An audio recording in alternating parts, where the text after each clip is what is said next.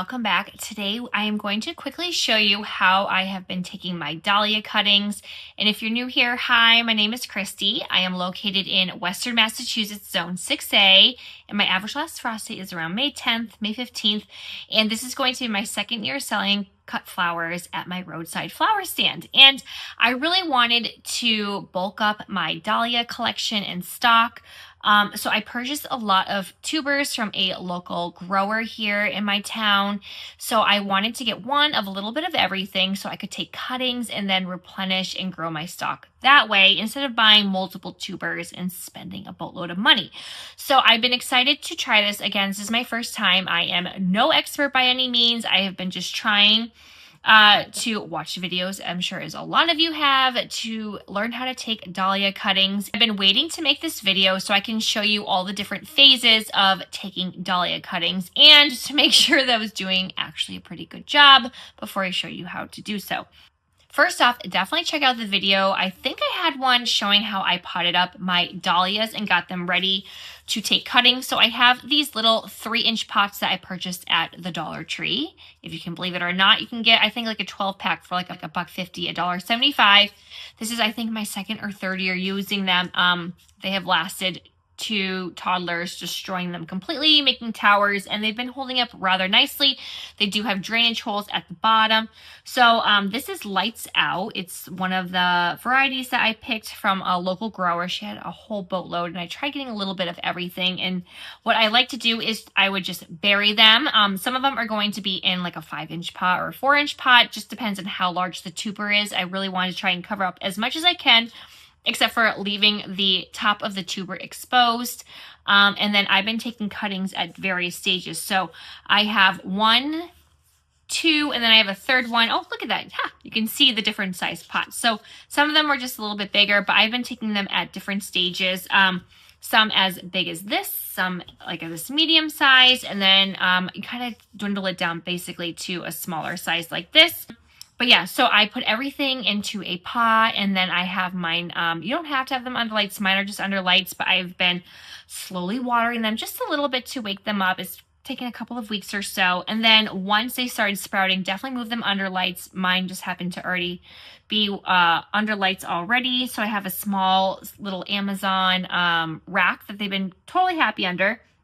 And then what I will do is I will take the cutting, and I made sure to get some clear 6-cell packs. That way I can see when the roots are starting to develop, so I can pot them up afterwards once I see a good amount. And that way I also can see if they're drying out, if they stay nice and watered too. So I also have some rooting hormone that I have been using. I used this last year as well. I'm going to just throw that out right now. I'm not really too worried about, cleaning and sterilizing everything in between. I just kind of put for my dahlias, everything just goes right in here. I do sterilize my little blade that I like to use. So I do have my handy dandy bleach and water solution. So I will put it in between that, but with this, I just dunk it in. So I don't even know if it matters that I'm sterilizing this, but I just don't have time. I'm a busy mom of 2, and we do everything at nap time. So I try and get in as much as I can, because this is like literally the only time I have to do it is on a Saturday or Sunday afternoon. So I'm going to show you the process. I'm going to show you some of them that I have right now in various stages, and I'll show you what it looks like after you cut them so you're not freaking out like me in the end. You have everything potted up, you're ready to go, and you see it sprouting. I will take my scalpel, and I'm going to cut it off right where it meets the tuber. I don't take a piece of the tuber off. I just cut as best and as close as I can right to it. I will remove these bottom leaves. If you have some leaves that are a little bit larger, you can cut them in half, just so that way all of the moisture doesn't go to keeping the leaves alive. You really want those roots to develop. I will take my cutting. I will then dip it in the root hormone. There's lots of different varieties. This is just what I've had on hand from last year. And then I will take my 6-cell tray, which I have this handy dandy tool, which came with a lot of my seed starting kits. And you can take a pencil or a pen, marker, and I'm just going to make a nice dent in there, and I'll save one to show you later. So you can see they have a hole. That way, just when you put your cutting in there, you're not rubbing off of all of that rooting hormone. I know some people I saw like don't even dip it into anything, and there's like a gel variety, there's powder. that is what I use. And then I always make sure that I add in a plant tag to whichever one I am putting in, so that way I can keep track of them. And then I'll just mist them in a little bit. And then once that is all said and done, and remind you, we will do this all together, I will put them under a humidity dome, which is leaking water all over me right now. And they will just be under lights, but they are not on a heat mat. And then I'm just going to leave them in there until they root. So I'm gonna take this top off, and let me see if I can find one of the earlier ones I did. Here is one that has roots already popping out. Can you see it right there? And what I will do is I do have this also handy tool that has come with a lot of my seed starting kits, and it'll kind of just help me pop it out. And let's see if I can gently, well, we got a little bit of it out, but you can see it does have some roots developing. And then we can pot this up. I'm gonna leave it just for a smidge bit longer, but I just wanted to show you. So let me just tuck you back in. There you go. But bottom watering also helps encourage. So as you can see, I have some that are a little bit larger. I took some actually yesterday. So they have grown quite a bit since they've been in here. But I like the clear trays because you can see, like I said, if the roots are developing, I can see like a little bit in here. All right, and let me see if I can find what date. So when the one I just showed you, it was February 25th is when I took a cutting. Today is going to be March 7th. So a good, like almost under 2 weeks or so. I was able to do that. So that's fantastic. I'm going to show you now how I do it, and we'll get up nice and close for you. So you can see how I take a cutting. Oh, and then this showing you this right now because I was freaking out. I took a cutting and then I'm like, oh my goodness, what is happening? So I don't know if this will get good for you, but do you see all of that popping out? I was freaking out. I was like, how do we go from like one growth point to 1, 2, 3, 4, 5, 6, 7-ish? I was like, is this a disease? But a lot of people reassured me that this is what happens when you take a cutting. You just have more growth points. So I'll probably take a couple of these. I don't need to have like 10 of everything. I'm just hoping for at least like 4 or 5. So I'll take a couple of these, and then maybe I'll just pot this whole entire thing up and count it as like a woken up one later on, but we'll see. So I'm going to get the camera nice and close for you and show you how I take a cutting. So welcome to my workspace. As you can see, my little one is sleeping in the background. So I'm sorry if my lighting is not the best, but here is our 6-cell pack. I'm going to make, since I'm taking 1, 2, 3 cuttings, I will just go in and I just try and push it in as best as I can. Probably this one needs to go a little bit deeper and give them a nice little twirl so they're ready to go. This is already cleaned from before. My husband ended up having this. I have no idea why, but I'm sure you can just buy a bunch of them on Amazon. So this is going to be lights out. I already made a plant tag. Again, today is going to be March 7th, and I am going to just stick that down nicely.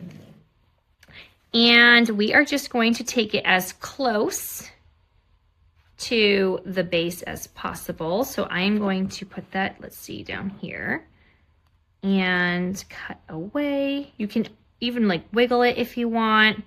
I am just so afraid I'm going to break the neck that I just take it like this. So I'm going to remove these lower leaves because this is where the roots are going to form. If I remember correctly, is where these nodes were.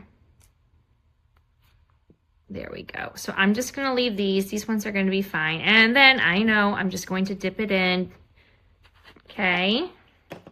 It's going to be okay. I'm not selling these or giving them away. So we have it in our root hormone, nicely dipped in. Oop. I'm going to place it in like so and just squish the soil around. There we go. And we have our first cutting in. All right, now let's see if I can do that a little bit better so you can see. Oh, and I should have taken this and put it in my solution. So by the time I get my next one going, we should be good. All right, up next, we have Betty Ann. So I'm going to be doing the same thing. I'm gonna get right down. I already took a cutting. You can kind of see it right there. Already. So I let this one grow a little bit more and I wanted to save it as well. So we are going to take our tag and put it in. And I do have scissors somewhere or snips. I might cut some of these extra leaves off depending on how big it is. All right, see if I can do this in camera for you. All right, so we have our dahlia. I am going to zoom in so maybe you can see a little bit better. There we go. How about that? And then we are going to take our cutting. Whoop, that one came off so easily. And then I am going to take these, and we're gonna put this guy in the solution while we're waiting and remove the leaves. And then I'll probably do another set too because it does have some, and just try not to. So this is going to be our cutting. And then I kind of just pinch the leaves. I'll kind of get back out. And then I'm going to just dip it in the rooting hormone. If you don't want to, you know, second dip, you can just put it on a paper plate. So we're gonna take this, pop that bad boy in, and compact the soil down around. And voila, 2 down. So nice and simple. I actually end up doing this at night while I'm waiting for things to be watered, and it has worked out pretty good. Try and get a system down. All right, so we have 2 down, and I have 1 more to go. This one's gonna be a little bit easier, and it's a little bit smaller, so the leaves aren't huge. So we're going to take our handy dandy razor blade, and I will try and zoom in for you. Oh, and I was gonna say, where did that plant tag go? Oh gosh, can't even get it. All right, bear with me. And I'm gonna put that in so we don't forget really badly. And here we are. I am just going to cut. And here it is. And I will still just remove and strip some of these leaves because we want those nodes exposed so we can get some roots. All right, we have this. And then we are going to, oh boy, I have to do there we go. And then we will fill it into our last hole right here. Squish, get this plant tag better. And bury. Then what I like to do is I will take my mister, put this back. I don't think I have any more. I think those were the only 3 I saved.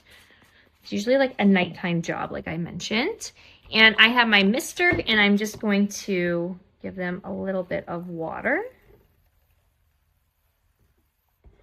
And literally that is it. I'm just gonna make sure that these stay nice and moist. And they're going to go under that humidity dome with the rest. Let me see if I can bring that over for you. So you're gonna wanna make sure that you have a dome that is tall enough. Mine from Bootstrap Farmer, those ones are actually really nice and tall. So if I run out of room, I can use those. I just happen to have one. And then, so they're gonna all go in like this. So nice and happy. And then I'm gonna get the dome right back on top. Oop, and try not break a dahlia in the process. There we go. Tuck those leaves in. And there you have it, simple like that. And just like that, we have our dahlia cuttings. Like I said, I like to do mine at nighttime, basically when I'm waiting for things to soak up the water as I'm bottom watering, especially if I'm only doing a couple here and there. It's super quick and easy. Yeah, so just again, we're taking our dahlia cuttings, and then these are going to go back under the lights. I'm going to keep watering them. I try and keep track of how many. I'm trying not to take more than 4 or 5 per tuber. I want to see if I can still get that tuber planted out into the ground. So I don't want to overdo it and like take up all of its energy. But just know they might get a little bit funky afterwards. I don't know if this is going to focus or not. There we go. Where they're going to be super happy and putting on some more growth so you can take some more cuttings. But that is just my beginner-friendly way that I have been taking dahlia cuttings for the first time. I'm very excited. I will be making I think 5 12 by 3-foot beds for my dahlias this year. We're going to be kind of taking over the backyard a little bit, and I really wanted them to be in full sunshine because I learned last year that once the pine trees start to fill up, that unfortunately it really cut into the dahlias sunlight time. They still put on blooms, but just probably not as many as I was hoping for. But I'm just very excited to grow my collection. I'll show you what my rack looks like right now. Let me see. So I have about 1, 2, 3, 4, 5 6-cell packs. One only is halfway full. So I have quite a few in there right now. And then again, I will pot them up. I'll show you that process once I get to it. So this was phase 2 of waking up your dahlias and taking cuttings. And then we pot them up and get them into the ground, which won't be for, unfortunately, like a month and a half. So I'm just very excited to see what my possibilities are going to be like for my roadside flower stand. We are bumping up from just our Costco dahlia tubers to some more varieties so I can get lots of different colorways into some bouquets and maybe some mason jar arrangements.